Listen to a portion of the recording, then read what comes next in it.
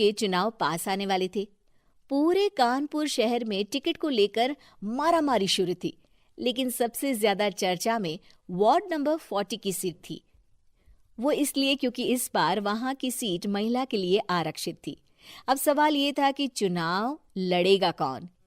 इससे पहले ठाकुर साहब वहां से पार्षद थे और इस बार उन्होंने अपनी पत्नी सीमा ठाकुर को टिकट दिलवाई और ठाकुर साहब की शान के कारण सीमा जी ने 20,000 वोटों से चुनाव जीत लिया। अरे बधाई हो सीमा भाभी, अब तो आप वार्ड की पार्षद बन गई हैं। अब तो हमारे काम आप ही करवाएंगी। अरे ये तो सिर्फ नाम की पार्षद बनी है, वो तो महिला सीट आ गई, वरना पार्षद तो मुझे ही बनना था। अब भले ही चेहरा इसका होगा लेकिन पावर तो मेरी ही होगी। अरे वाह भाई साहब, क्या दिमाग लगाया है आपने भी। आइए आप लोग, खाना लगा दिया है सबके लिए। सीमा जी पार्षद बन चुकी थीं, फिर भी उनकी एक ना चलती। सारे काम ठाकुर साहब खुद ही संभाल लेते और जहां जरूरत पड़ती वहां सीमा जी का अंगूठा लगवा लेते। सीमा जी ज्यादा पढ़ी लिखी भी नहीं थी। एक दिन ठाकुर साहब और सीमा एक प्रोग्राम में जाते हैं। अरे ठाकुर साहब, आप आ गए। ओहो, पार्षद मैडम भी आ गई हैं। स्वागत है आप दोनों का। लगता है हमारे पार्षद फंड का सही इस्तेमाल हो रहा है। चलिए अब उद्घाटन करते हैं। ये लीजिए ठाकुर साहब कैची, आप ही सबसे पहले प्रवेश कीजिए।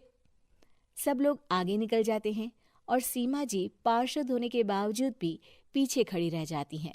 वो देखती हैं कि वेलकम बोर्ड पर उनका नाम है, लेकिन महिला होने के कारण कोई उनका सम्मान नहीं कर रहा। अगले दिन एक आदमी उनके घर आता है। अरे ठाकुर साहब नमस्कार। कल ना हम नोटिस किए कि हमारा घर तो अवैध है और नगर निगम वाले उसे तोड़ने आ रहे हैं। अरे कुछ कीजिए ना ठाकुर साहब। देखो भाई, मैं तो ज्यादा कुछ कर नहीं सकता, पर अगर तुम सबकी जेब गर्म कर दो तो कुछ हो सकता है।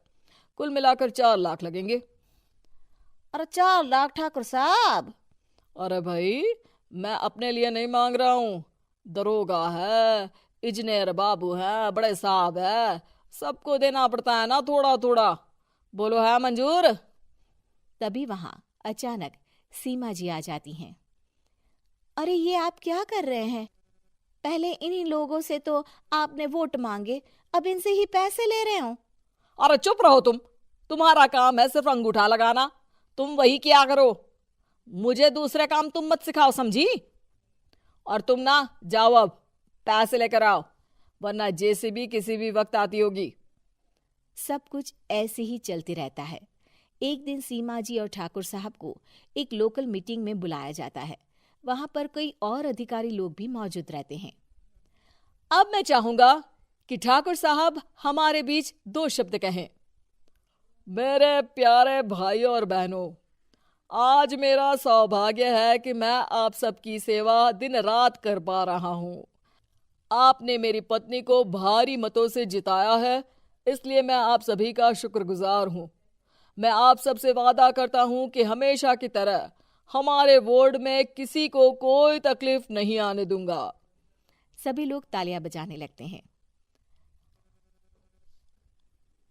अब मैं माननीय पार्षद मैडम को स्टेज पे बुलाना चाहूंगा। अपने नाम को बुलाया सुनकर सीमा जी एकदम चौंक जाती है। उन्हें बिल्कुल उम्मीद नहीं थी कि इतनी बड़ी जगह उन्हें मंच पर बुलाया जाएगा। जैसे तैसे वो मंच पर चढ़ती हैं। ऊपर जाते ही सीमा जी को सारी पुरानी बातें याद आ जाती हैं कि किस तरह उनके पति उन्हें कभी भी आगे बढ़ने नहीं देते और उनके नाम से गलत काम करते हैं। वो बोलने लगती हैं। मैं आपके वार्ड की पार्षद सीमा हूँ। आप में से बहुत कम लोग ही मुझे जानते होंगे, क्योंकि इससे पहले मुझे कभी ऐसा मौका ही नहीं मिला। सारे मौके मेरे पार्षद पति यानी आपके ठाकुर साहब ही लेते रहे, लेकिन आज ये मौका मुझे मिला है तो मैं इसे ऐसे ही नहीं जाने दूंगी।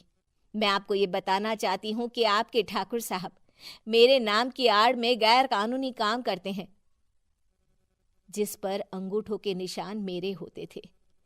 इसीलिए मैं अपनी गलती मानती हूँ और आज अपने पद से इस्तीफा देती हूँ, ताकि आगे से कोई गलत काम ना हो पाए। अब फैसला आप सबके हाथ में है कि आप हमें क्या सजा देना चाहते हैं। सीमा जी की बातें सुनकर ठाकुर साहब के चेहरे का रंग उड़ जाता है और वो शर्म से मुंह नीचा करके वहां से चले जाते हैं और पद से इस्तीफा देकर ही सही सीमा जी अपने आप में आत्मविश्वास महसूस करती हैं।